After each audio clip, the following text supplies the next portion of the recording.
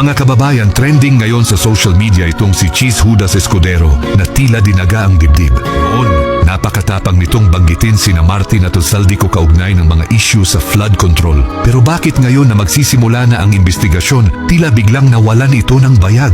Marami tuloy ang napapaisip kung ano ang offer sa kanya para bumaliktad. Ang iba naman ay sinasabing takot itong mabawian ng yaman. Panoorin ninyo ang buong video para makita ninyo ang tunay na kulay ng taong ito at kung ano ang tila kanyang pinoprotektahan. Kayo na ang bahalang humusga. Tignan mo lang itong kanyang Bulgari collection. Ayan oh. Wow, $79,000. Ito naman, $159,000. This one's $43,000. Tapos, $84,000. Grabe! Tapos, meron silang Paris apartment worth about 80 million pesos. And then, dito sa apartment niya, makikita mo dito na nakaupo siya dito sa isang upuan crafted by Belgian designers. And lumalabas dito, there's only 50 available worldwide at a price of about 735,000 pesos para sa isang upuan. Tapos meron siya mga accent pieces dito na lumalabas ay roughly about 77,000 pesos. Lalagyan na lang yan ng umbrella. Tapos yung mga decor sa loob ng bahay niya, meron ditong isang mirror na lumalabas sa 219,000 pesos.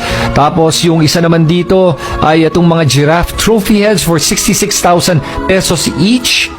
Tapos in 2022, Heart Evangelista attended the GMA Gala in a 16 million peso outfit. Tapos dito sa Reddit post na to, makikita mo dito, yun, may mga Hermes bag siya worth $369,000, $238,000, $58,000, $70,000, $62,000, $56,000. Wow! At marami pang iba. Again, pag tinignan mo tong mga items na to, parang hindi tugma sa kanyang kita yung mga meron niya.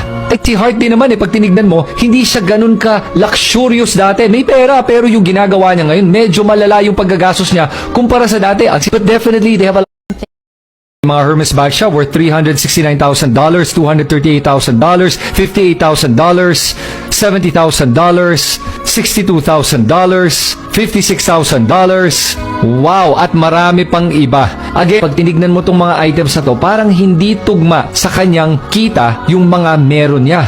Si Heart din naman pag tinignan mo, hindi siya ganun ka luxurious dati. May pera, pero yung ginagawa niya ngayon, medyo malala yung paggagastos niya kumpara sa dati. But definitely, they have a lot of explaining to do as a couple. Panoorin ninyo ang video ng nanay ni Heart at pakinggan ang mga revelasyon nito tungkol kay Cheese. Sinampahan niya ng kaso si Cheese dahil sa pangmamanipula sa kanyang anak. Nangako pa ito ng bilyon-bilyon na pera para tanggapin siya at nag-ambisyon na maging presidente soon.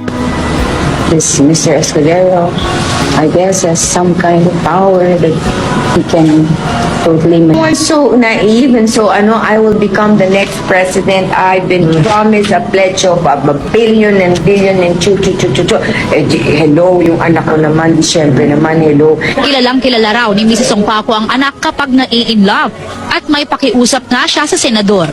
If he thinks that my daughter is in love with him, she's in love with him, she has his pattern and that's how it is.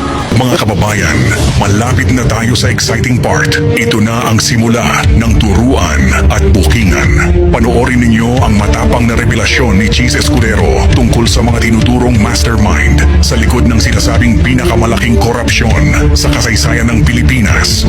Martin Romualdez.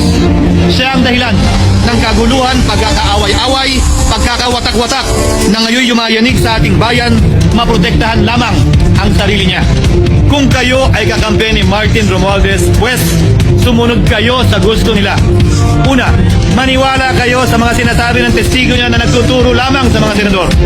Pangalawa, ibuhos niyo ang galit niyo sa Senado at ng mga senador at palayo kay Martin at sa mga congressman. Pangatlo, pagdudaan at sirain niyo si Sergeant Gutesa na bukod tangi hindi nakinabang at walang bahid at hiningi anumang kapalit sa pagsabi ng katotohanan. Pangapat, huwag niyong payagang mabanggit man lang ang pangalan ni Martin Romualdez. Panglima, huwag niyong payagang ipatawag si Martin Romualdez sa anumang investigasyon. Pang-anim, huwag niyong payagang imbestigahan si Martin Romualdez at mga kasama niya saan mang lugar. Hindi ako kakampi ni Martin Romualdez. Kaya lalabanan ko siya at lahat ng panglilinlang niya. Punitin natin ang script ni Martin Romualdez. At higit sa lahat, huwag magpadala, huwag sabayan, huwag maniwala sa sarswela na nilalako ni Martin Romualdez.